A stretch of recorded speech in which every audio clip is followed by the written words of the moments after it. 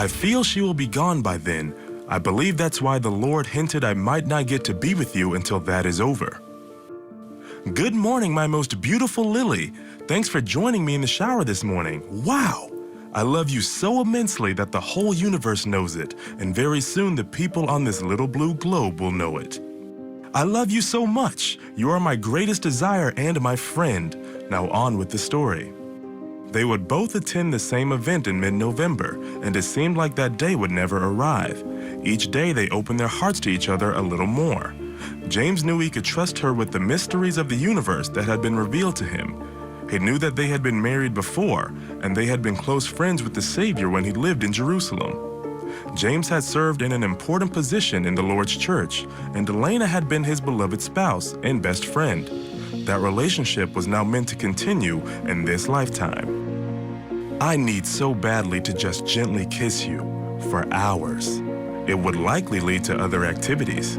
Likely or luckily? It would luckily lead to nakedness.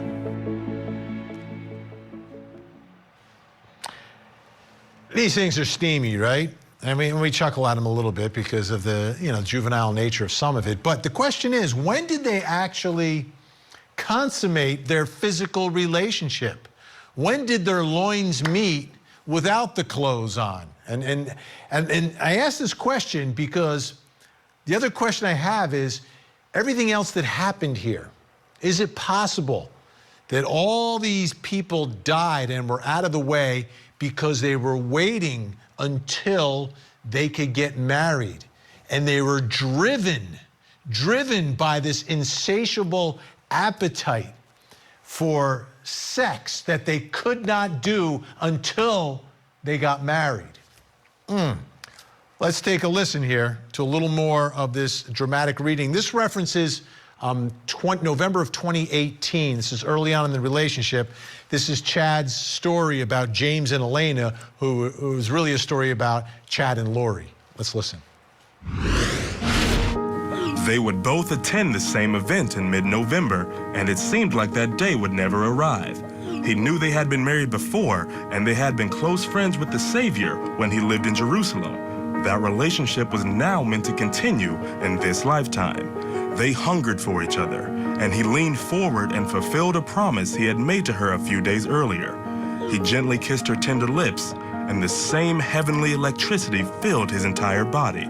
The passionate magic they had felt many centuries earlier came surging back powerfully. James moved to the couch, and Elena straddled him effortlessly, as if they had done this thousands of times before. She fit perfectly on him, and they pressed their loins tightly against each other.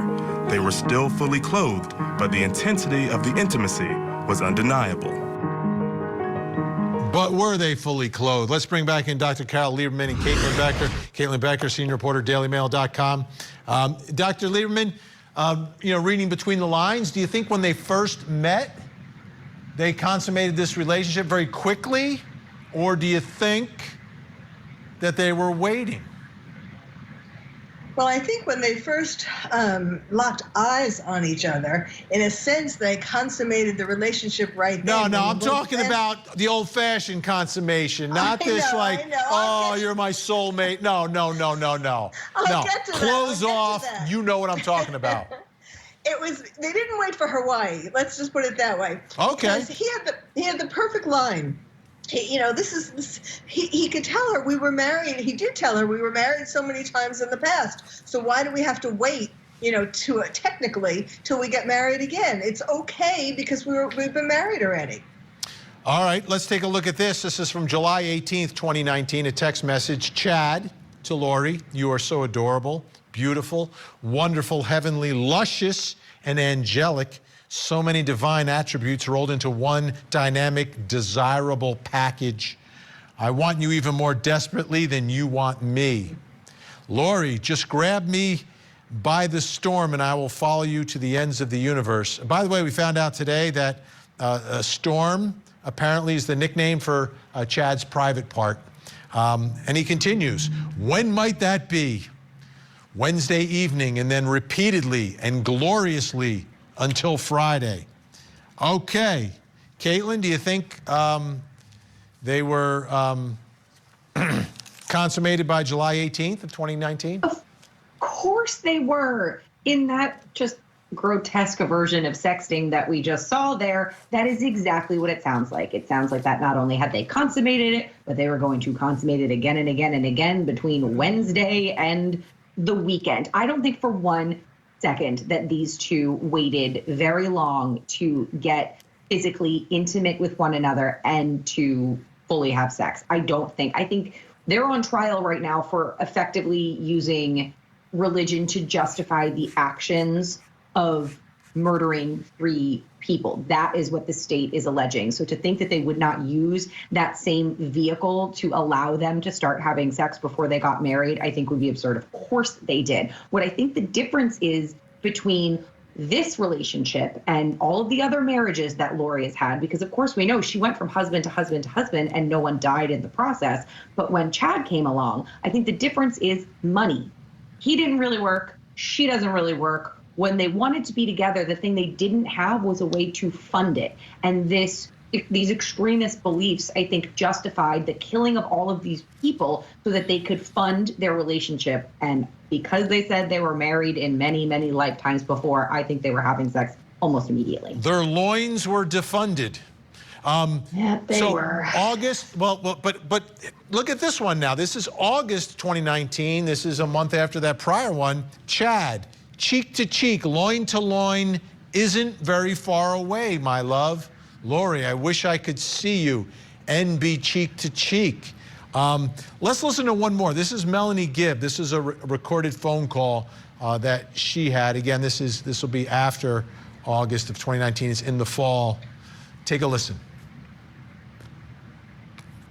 Like you being with Chad before he's even divorced is unusual behavior for a person that's seen Jesus Christ. I was never with him and he was never divorced. I've never seen you with Chad kiss him and walk around the track at BYU with him. I never saw that. You are going off the deep end. But Well, I'm just saying this is not a behavior of someone that sees Jesus Christ. He is protecting me and he will protect me against this accusation as well.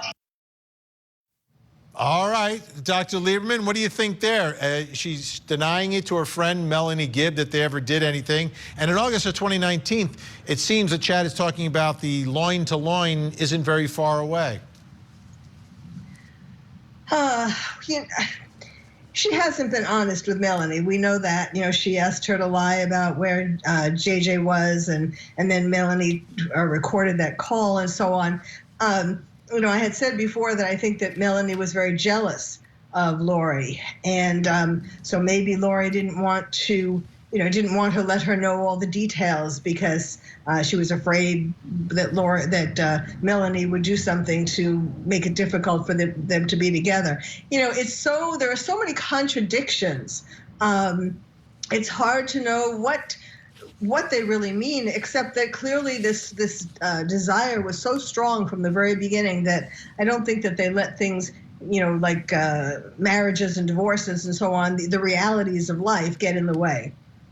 Yeah, it would have been much more simple. If they just wanted to be together, you get divorced. She had done it before. Chad hadn't done it before. But I think you were correct, Caitlin Becker. It was this greed for even more money than they would have gotten from any divorce. But we'll see. We shall see.